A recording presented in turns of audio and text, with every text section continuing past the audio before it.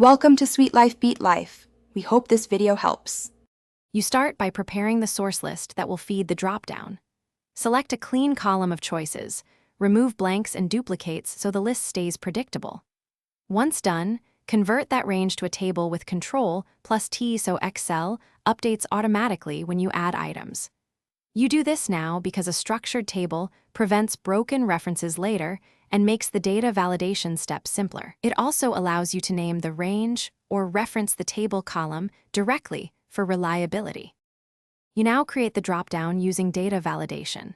With your target cells selected, go to Data, choose Data Validation, pick List, and type the table column reference like equals Table 1 choices or a named range.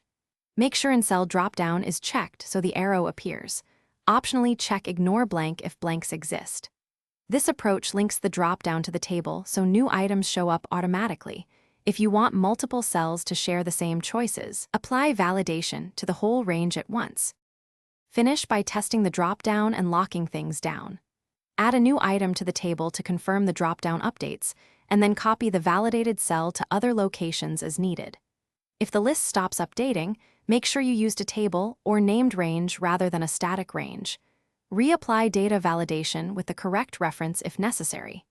If users see duplicates or blanks, return to the source list, clean unwanted entries, and recheck validation settings to resolve the issue quickly.